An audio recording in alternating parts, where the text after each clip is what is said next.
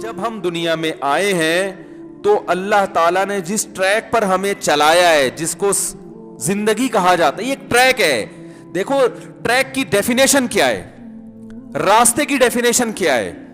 ایک definition dictionary میں ہوگی، ایک ڈیفینیشن وہ ہے جو عرف میں جس کو راستے کی ڈیفینیشن کیا ہے کہا ہے، جس پہ لوگ چلتے ہیں.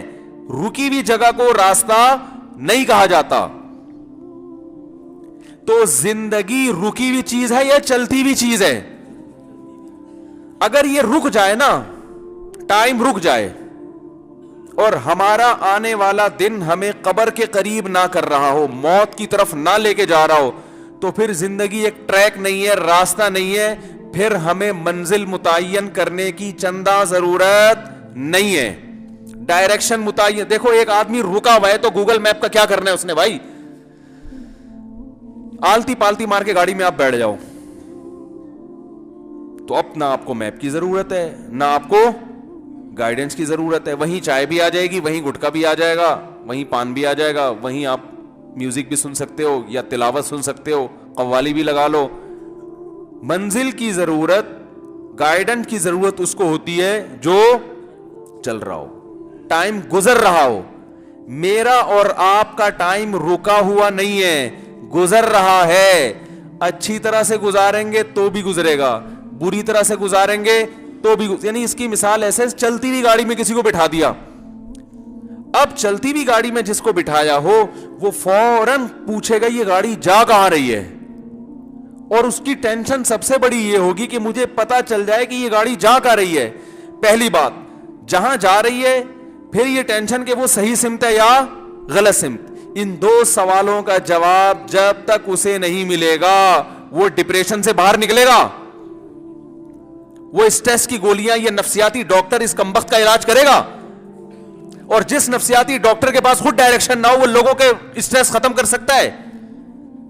آج ہر آدمی اسٹریس کے لیے نفسیاتی ڈاکٹر کے پاس جا رہا ہے، یہ نہیں پتا کہ یہ بیچارہ اپنی اسٹریس ختم. بولو نا بھائی، ڈاکٹر کے پاس جائیں ضرور، کیونکہ اسٹریس کی بھی دو قسمیں ہیں. ایک وہ ایویں دماغ میں نا کیمیکل ڈائمبے ہو جاتے ہیں، وہ ڈاکٹر میڈیسن دے کے وہ سیٹ کر دیتا ہے. لیکن جو اصل اسٹریس ہے اس کا علاج نفسیاتی ڈاکٹر کے پاس نہیں ہے، وہ صرف پیغمبروں کے پاس ہے. دیکھو آج چھوٹی چھوٹی ٹینشنوں میں لوگ ڈپریشن میں جا رہے ہیں. ہم دیکھتے ہیں کہ پیغمبر اور پیغمبر کو فالو کرنے والے اس سے کروڑ گنا بڑی ٹینشنوں میں آئے مگر ڈپریشن میں نہیں گئے. کوئی ڈپریشن یا اسٹریس کی دوا انہوں نے نہیں کھائی، نہ کسی ڈاکٹر سے علاج کرایا انہوں نے. آج کی ٹینشن کیا ہے؟ بچہ ٹھیک نہیں ہے، انڈے لینے بھیجو بندر کا ناچ دیکھنے بیٹھ جاتا ہے. یہی شکایتیں ہوتی ہیں والدین کو. کوئی کام ہی نہیں کرتا. بھائی کیا کام نہیں کر رہا یار؟ اس کو جہاں مرضی بھیجو کم بخت، کوئی کام ہی نہیں کرتا. بیگم ٹھیک نہیں ہے، عورت کے لیے میاں ٹھیک نہیں ہے، بہو کے لیے ساس ٹھیک نہیں. ساس کتنا ظلم کر لے گی، تانے دے دے گی نا. بھائی آپ کو لٹا کے آپ کے سینے پہ گرم پتھر تو نہیں رکھے گی. حضرت بلال رضی اللہ تعالیٰ عنہ کو تو گرم لیٹوں پہ لٹایا جاتا، پتھر رکھے جاتے. کوئی ڈپریشن کی گولی، بولو نا یار کیا ہو گیا، بولنا پڑے گا بھائی. کوئی ڈپریشن کی کوئی گولی کھائی انہوں نے اسٹریس ختم کرنے کے لیے؟ یا کسی نفسیاتی ڈاکٹر کو دکھایا یا روم اور فارس سے رابطہ کیا کہ بھئی عربوں کے پاس تو اچھے ڈاکٹر نہیں ہیں، آپ کوئی اچھا ڈاکٹر ہمیں بتا دیں. خباب ابن ارت رضی اللہ تعالیٰ عنہ کو جلتے ہوئے انگاروں پہ لٹایا جاتا تھا. کہاں؟ جلتے ہوئے انگاروں پہ، جس سے ان کی کمر میں کھڈے پڑ گئے. یعقوب علیہ الصلوۃ والسلام اپنے بیٹے کی جدائی میں رو رو کے آنکھوں کی بینائی ختم، مگر کسی نفسیاتی ڈاکٹر سے آپ کو علاج کی ضرورت نہیں پڑی. سمجھ رہے کہ نہیں سمجھ رہے؟ یوسف علیہ الصلوۃ والسلام کی ساری زندگی غموں میں، جیل کی کوٹریوں میں گزری، ڈپریشن میں. ارے بولو نا، نہیں آئے. جملہ مکمل کرنے سے بڑا فائدہ ہوتا ہے، بات دماغ میں اتر جاتی ہے. کتنی ٹینشنیں تھیں. آج انسان کو تاریخ میں بہترین سطح کا رزق مل رہا ہے. جتنی رزق کی فراوانی اس وقت دنیا میں ہے اتنی اس سے پہلے کبھی بھی نہیں ہوئی ہے. لیکن روتا ہے کہ کھانے کو نہیں ہے, خرچے پورے نہیں ہوتے. سمجھ رہے؟ ہائے ہائے ہائے, بچے بھی دو, کھائیں, کھلاؤں گا کہاں سے.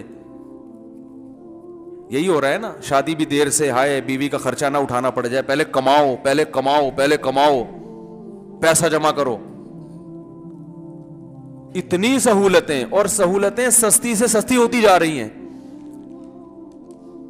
پیدل سفر ہوتے تھے, ٹینشن میں نہیں آتے تھے. اب بس میں بیٹھ کے سفر ہو رہا ہے تو پاگل ہو رہا ہے ٹینشن سے.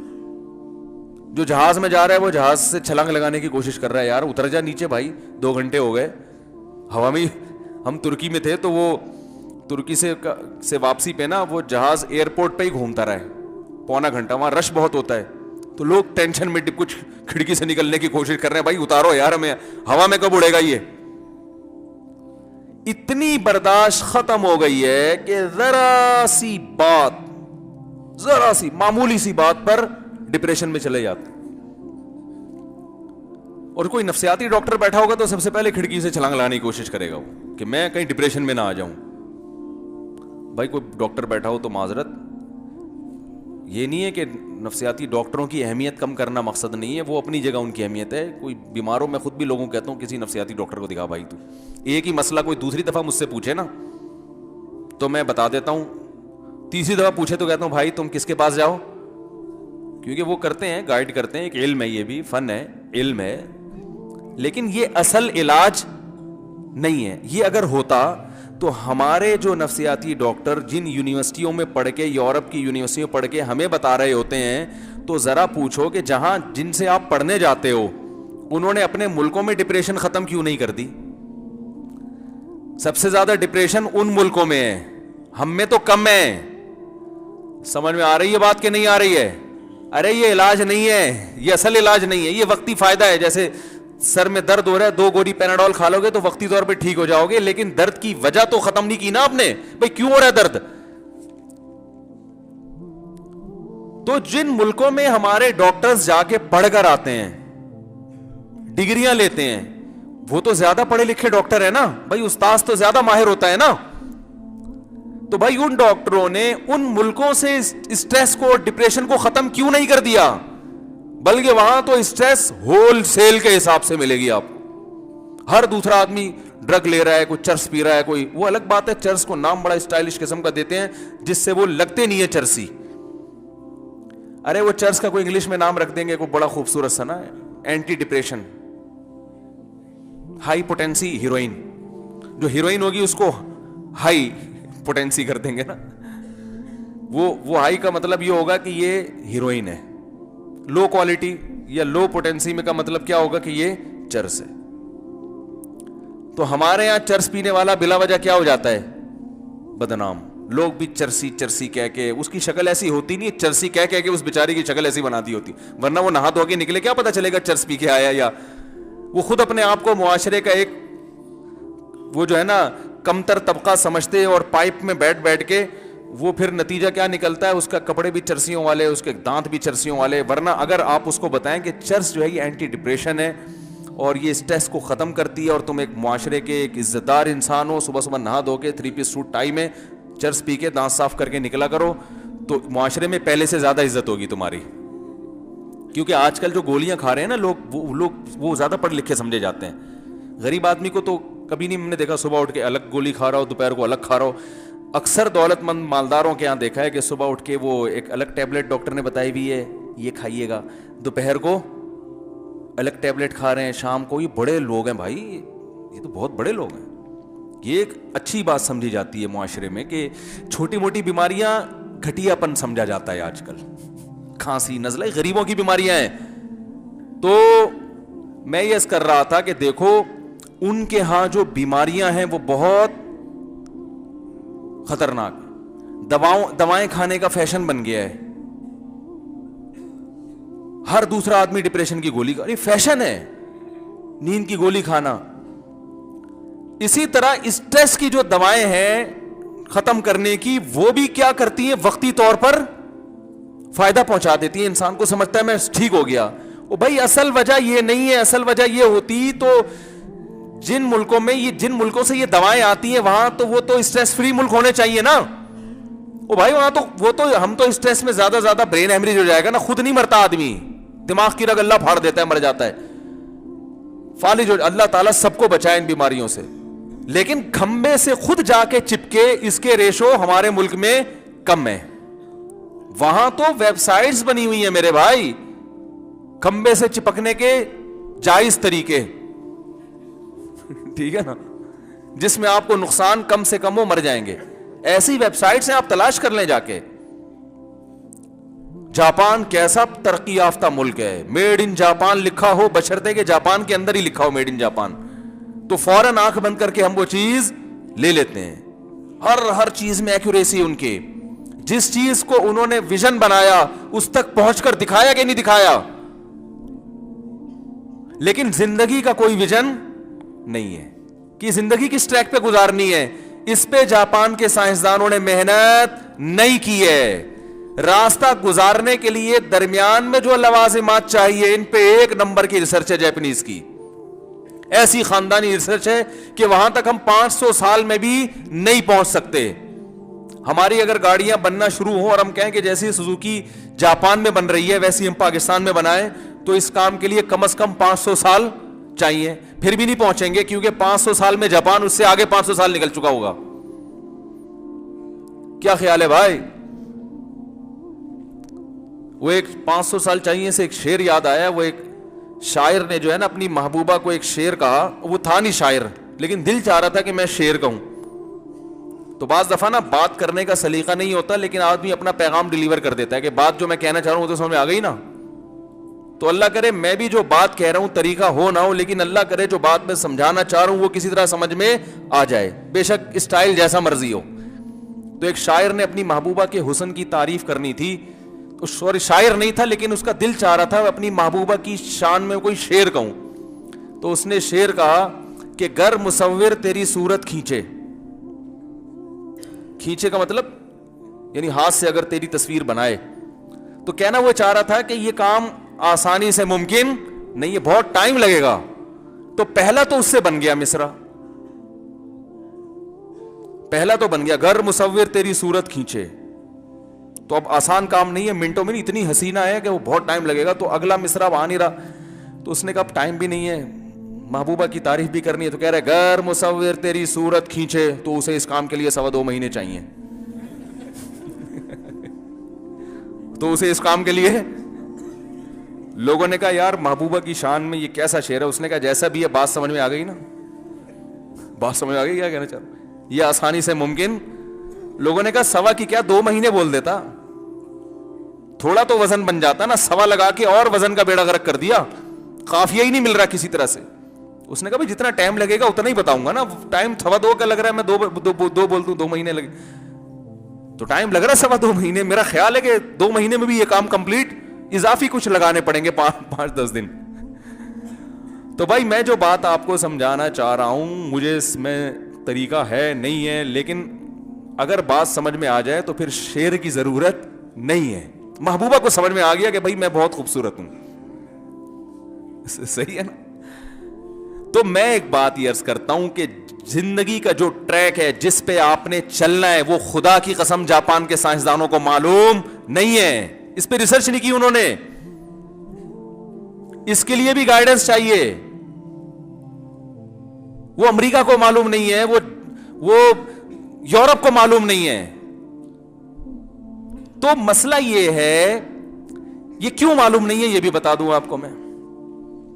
دیکھو گائیڈنس انسان اس سے لیتا ہے جو خود آپ کے ساتھ سفر میں نہ ہو. بڑی خاندانی بات ہے, اللہ کرے وہی 2.25 مہینے میں بھی سمجھ میں آ جائے نا, پھر بھی ٹھیک ہے, ٹھیک ہے نا.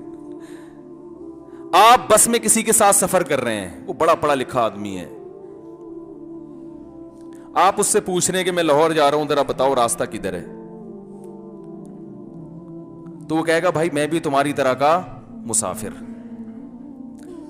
وہ ہمیں گائیڈ کرے گا جو اس سفر میں خود نہ ہو, جس نے اس سفر پہ ہمیں چلایا ہو, جس نے بس میں بٹھایا وہ بتائے گا کہ کہاں جانا ہے, کیوں بٹھایا گیا ہے ہم کو. دوسری بات یہ کہ میپ بتائے گا, گوگل میپ سے ہمیں پتا, گوگل میپ اس سفر کا ساتھی نہیں ہے, وہ مسافر نہیں ہے, وہ ایک الگ سے ایک سافٹ ویئر ہے. تو جو خود آپ کے ساتھ آپ جیسا مسافر ہو اس کو تو خود گائیڈنس کی ضرورت ہے نا. تو میرے بھائی غیر مسلم, چاہے وہ سائنسدان ہو, چاہے وہ یونیورسٹیوں کے پروفیسر ہوں, چاہے وہ نفسیاتی ڈاکٹر ہوں, چاہے وہ کتنے ایجوکیٹڈ لوگ ہوں, وہ بھی دنیا میں مسافر ہونے میں آپ کے ساتھ برابر کے شریک ہیں. نہ وہ اپنی مرضی سے آئے اس دنیا میں اور نہ وہ اپنی مرضی سے جائیں گے. ان کو وہ ہمیں کیسے بتائیں گے کہ صحیح راستہ کیا ہے؟ اگر وہ بتائیں گے تو آپ پوچھو گے تمہیں کس نے بتایا؟ تو وہ اگر اپنے جیسے انسانوں کا حوالہ دے کہ ہمیں فلاں نے بتایا, تو فلاں کو کس نے بتایا بھائی؟ تو انسان اپنے جیسے مسافر سے راستہ نہیں پوچھتا, اس سے پوچھتا ہے جس کو پہلے سے معلوم ہو. تو انسان کو زندگی کس نے دی؟ انسانوں نے نہیں دی ہے. اس ٹریک پر چلانے والا انسان کو انسان نہیں چلا رہا. جس ذات نے انسان کو اس ٹریک پہ چلایا ہے وہ انسانوں سے ہٹ کے ہونی چاہیے. اس ٹریک میں صحیح سمت کیا ہے, اس کی صحیح منزل کیا ہے, یہ انسانوں کو انسان نہیں بتائے گا. انسان کے علاوہ کوئی اور ذات ہے جو بتائے گی انسان کو. یہ چیز انسان خود نہیں فیصلہ کر سکتا بھائی. یہ پیغمبر بتاتے ہیں جو اللہ کے نمائندے ہوتے ہیں. تو جن کا پیغمبروں پر ایمان نہیں ہے, خدا کی قسم الٹے بھی لٹک جائیں, ان کو زندگی کا مقصد اور زندگی میں آنے کا مقصد اور یہاں سے جانے کا مقصد خدا کی قسم کبھی بھی معلوم ہو ہی نہیں سکتا. جب معلوم نہیں ہو سکتا تو کان سے پکڑ کے جو انہیں جس ٹریک پر چلا دے, جو راستہ انہیں خوبصورت نظر آئے گا اس پہ چلنا شروع ہو جائیں گے وہ. اب مجھے بتاؤ اس سے بڑا بیوقوف دنیا میں کوئی ہے گھر سے نکلا؟ لوگ کہہ رہے کہاں جا رہے ہو؟ جو روڈ اچھا ہوگا اس پہ چلوں گا میں. او بھائی جو اچھا روڈ ہے وہ تو جیل تک جا رہا ہے. حکومت نے اچھا روڈ اس لیے بنایا ہے کہ قیدیوں کو جیل تک لے جانے میں اسپیڈ بریکر درمیان میں نہیں آئے. مسئلہ ہو سکتا ہے نا, قیدی بھاگ سکتا ہے. تو راستے کا حسن دیکھ کے اس کی طرف دیکھو. جب آپ کہیں جاتے ہو, تفریح پہ جاتے ہیں نا بھائی, چرنا آئی لینڈ جا رہے ہیں آپ, کتنا کھڈے وڈے والے راستہ ہے آپ کا, لیکن آپ جاتے ہو بھائی. جب منزل وہ ہے تو پھر راستہ کھڈے والا ہو یا روڈ ہو یا نہ ہو, کچے میں اتار لو گے آپ گاڑی. اور اگر کوئی منزل ہی نہیں ہوتی تو اس سے بڑا دنیا میں کوئی بیوقوف نہیں ہے جو اس چیز کو منزل بنائے جہاں کا راستہ خوبصورت ہو, جہاں گولے گنڈے کی دکانیں زیادہ ہوں, جہاں چائے کے کھوکھے زیادہ ہوں. وہ بھائی ہو سکتا ہے یہ کھائی کی طرف جا رہا ہو راستہ, یہ جیل جا رہا ہو, یہ پھانسی گھاٹ کی طرف جا رہا ہو. تو آج یہی ہو رہا ہے کہ دنیا دار آدمی جو مذہب کو فالو نہیں کرتے, ان کی کوئی منزل نہیں ہے, ان کا کوئی راستہ نہیں ہے. وہ کہتے ہیں جہاں لائف میں انٹرٹینمنٹ زیادہ ملے, جہاں لائف میں ہم انجوائے زیادہ کر سکیں, جو راستہ زیادہ خوبصورت نظر آئے, ان کو فلم انڈسٹری کا راستہ زیادہ اس میں انجوائے ملتا ہے, ادھر نکل لیے. کوئی کھلاڑی بننے کی طرف نکل گیا, کوئی ہدف بنا لیتا ہے, پیسہ کمانے میں زیادہ مزہ ہے تو وہ میرے بھائی سابق صدر کا چھوٹا بھائی بننے کی کوشش کرنا شروع کر دیتا ہے کہ میں سارے ریکارڈ توڑ دوں پیسے کمانے میں. کسی کو زنا میں مزہ آتا ہے تو زنا کو راستہ بنا لیتا ہے. تو یہ سارے وہ احمق اور بیوقوف لوگ ہیں جن کی کوئی منزل نہیں ہے, جو راستے کو دیکھ کر منزل کا تعین کر رہے ہیں کہ جو سڑک اچھی ہے اس سڑک پہ چلنا شروع کروں گا میں. تو یہ بڑے بیوقوف لوگ ہیں خدا کی قسم. میں سمجھا پا رہا ہوں اپنی بات کی, ابھی بھی سمجھ میں نہیں آ رہی. تو اللہ اس کے رسول صلی اللہ علیہ وسلم نے انسان کو بتایا ہے کہ جانا کس سمت میں ہے. پھر جس سمت میں تم جاؤ گے اس کا راستہ کبھی اچھا بھی ہوگا اور کبھی اس میں کھڈے بھی آئیں گے. اچھا راستہ مل گیا تو اللہ کی طرف سے نعمت ہے, درمیان میں کھڈے آ گئے, اسپیڈ بریکر زیادہ آ گئے تو سمت چینج نہیں کرنی, ان کھڈوں سے اسی ٹینشن کے ساتھ گزرنا ہے, کیونکہ ان کھڈوں کی ٹینشن چھوٹی ٹینشن ہے. یہ نفسیاتی ڈاکٹر بھی اس کا علاج کر سکتا ہے, مولانا صاحب بھی کر سکتے ہیں, تقدیر پر ایمان لا کے اور سوچ کے وہ اس طرح بھی ہو سکتی ہے, اس کا حل موجود ہے. لیکن سمتی چینج کر لی نا, پھر جو ٹینشن ہوگی بھائی, اس ٹینشن کا علاج خدا کی قسم جاپان کے سائنسدانوں کے پاس بھی نہیں ہے, کیونکہ وہ خود اس ٹینشن میں مبتلا ہیں. اللہ کرے کہ بات پولیس کے بغیر سمجھ میں آ جائے. میں پہلے تو بہت مثال دیتا تھا پولیس بلوانی پڑے گی, لیکن ایک دن میں نے سوچا پولیس کو بھی تو سمجھانا پڑے گا نا. پہلے پولیس تو جب ہی سمجھائے گی جب پولیس کو خود بھی تو سمجھ میں آئے. بھائی پولیس سے کوئی کام جب ہی کروایا جا سکتا ہے جب پولیس کو خود بھی تو سمجھ میں آئے کہ یہ کام صحیح ہے.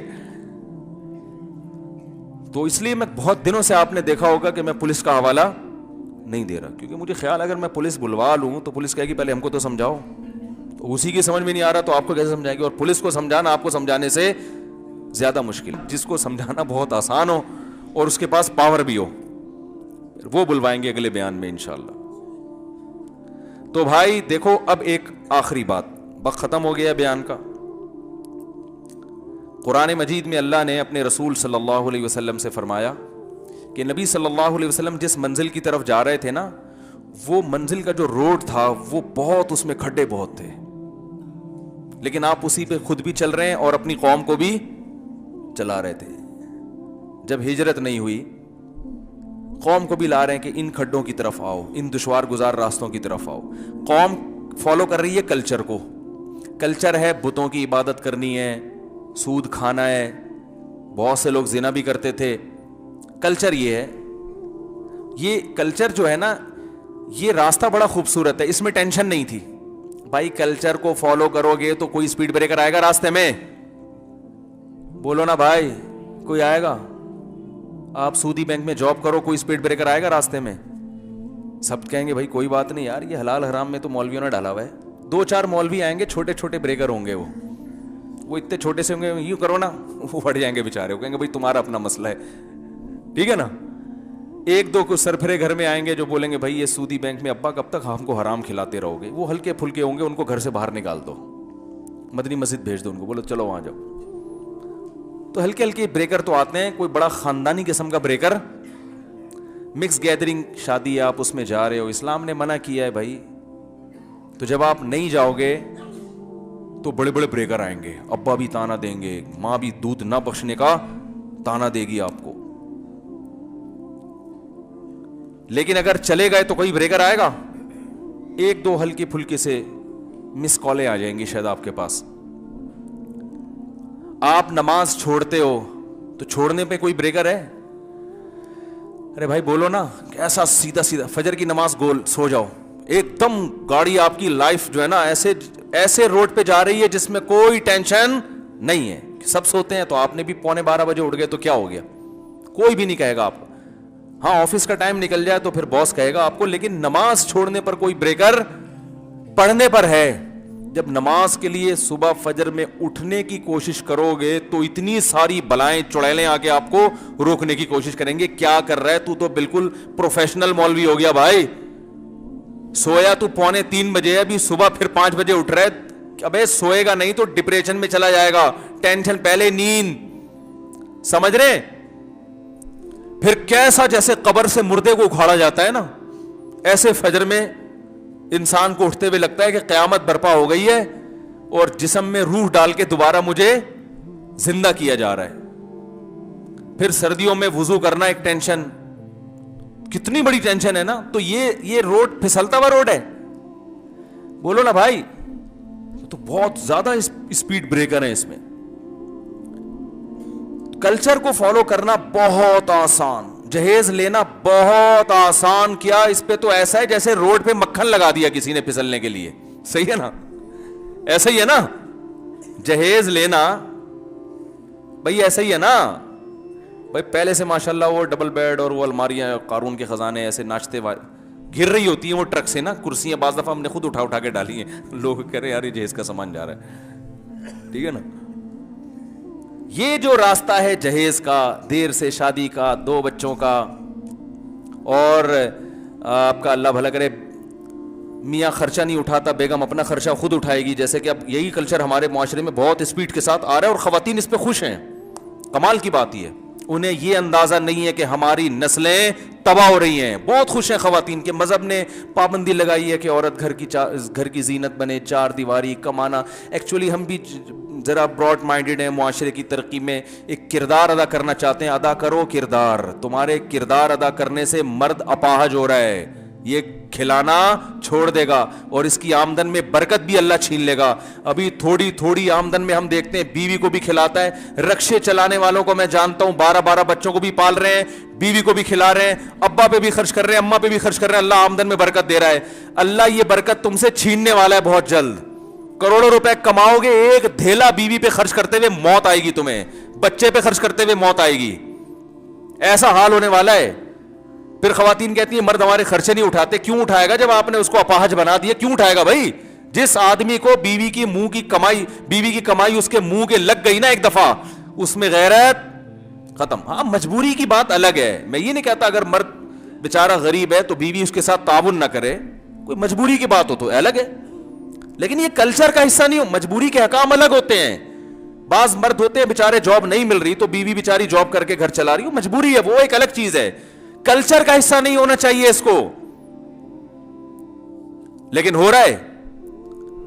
تو یہ پھسلتا ہوا روڈ ہے جس پہ آپ چلتے چلے جا رہے ہیں. بیگم کو گھر بٹھا کے بولو میں کما کے کھلاؤں گا, میں کھلاؤں گا, اس میں بڑے دھچکے آئیں گے آپ کو. کیا آئے گا؟